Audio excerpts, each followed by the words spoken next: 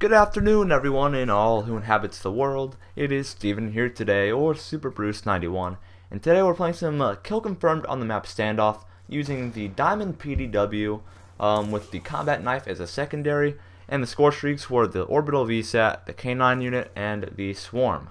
So today I'm going to be talking about how to build up momentum in a lobby by yourself.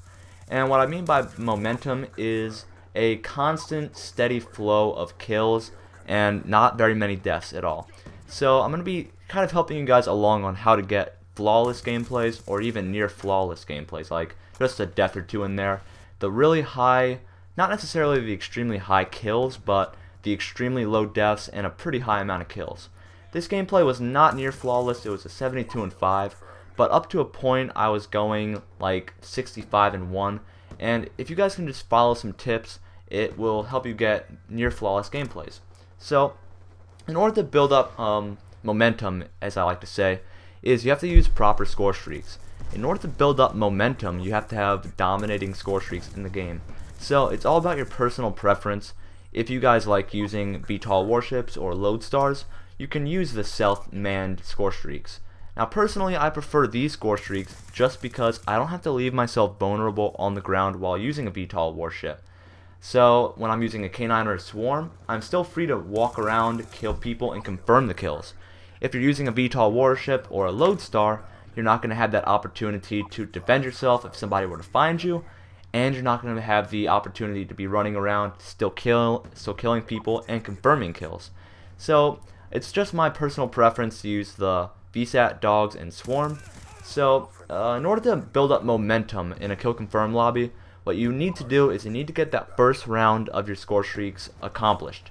Once you can get your VSAT, Dogs, and Swarm, you're pretty much set for some good momentum. Now, I'm not going to say that you're not going to die after you do get your score streaks, but if you just play smart, it can be pretty easy in Kill Confirmed to get your next round of score streaks. Of course, in this game, your score streaks do loop around, so once you get your final one, it'll go right back into building into your orbital VSAT, for instance. So once you get all your score streaks, of course, you can get them all over again. And I did this about 3 times. I died one short of the triple swarm. I got a double swarm in this gameplay.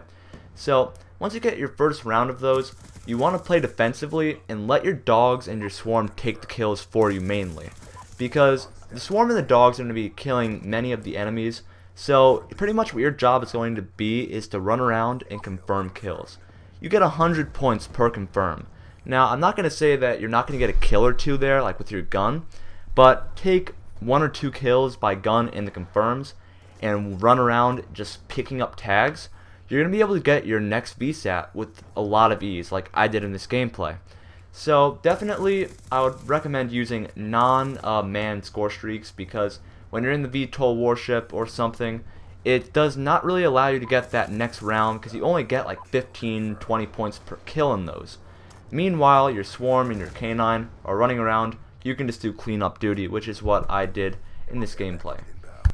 Now, in order to actually get your first round of score streaks, if you're having difficulty getting a good gameplay on this map, which I find a lot of people do have difficulty getting good matches on this map, because there's not a whole lot of cover on the map, and you have to know the spawn system of the enemies. Now, the spawns are very simplistic. I mean, most people do know the spawns in this map.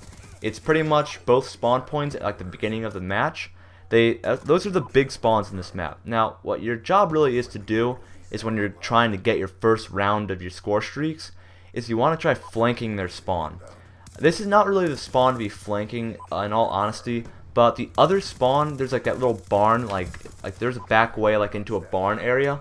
And if you can get behind there, you can flank wherever they're at on their side of the map, and you can get a few easy kills off of them.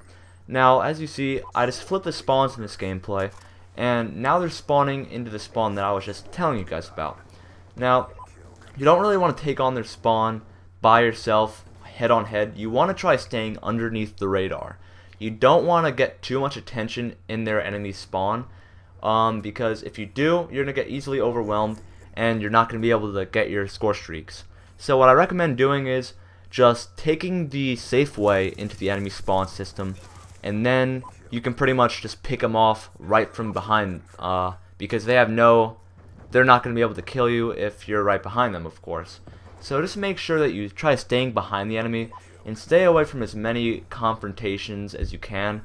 Don't try taking on enemies gun on gun like that. That's a dangerous situation. So you have to be careful. You have to stay in cover as much as you possibly can and try staying away from the enemy's line of sights. You just want to get up behind them, kill them, get their dog tag, and then flank them again right as they spawn in their spawn. So the PDW or an SMG is preferable for this map and many other maps because they're very versatile. You can use them at any range. So in order to get flawless gameplays, I would highly recommend using your SMG of choice. Assault rifles and other types of weapons really only excel at mainly one category. The SMGs really they cater to all playstyles. You can snipe people with them, and you can do some damage up close with them. Now there was my second death of the game. This is where I kind of start to lose my momentum, as I was talking about. Once you die, your score streaks reset, and by the time you're halfway there to your next round of score streaks, your VSAT, your dogs, and your swarm are going to be all gone. And when that happens, you're on your own. So what I'm trying to get at here, you guys, is in order to get these really high, flawless gameplays, is you have to have your score streaks running at almost all times of the game. You want to be able to, from the time that your swarm starts to the time that it ends and your K9 ends and your VSAT ends, you want to have your next round of VSAT ready, because if you can have that, your momentum keeps on going and you can build off that again and again and again. And that ultimately gets you very high kill gameplays and gets you very low deaths because you're having score streaks up in the air at almost all times of the game. For like maybe 2/3 of this gameplay, I had my score streaks running around, and I just kept on looping around back into the next set of them because I had such an advantage because they were always up in the air. So you want to make sure that you always have something assisting you in the air so that you can continue to build momentum and keep your score streaks flow, keep on going. Also, flawless gameplays are definitely a bit easier in game modes like Kill Confirm, which is what I'm playing right now, because if you're counting the kill that you get, if you just kill the person flat out, you get 50 points, right?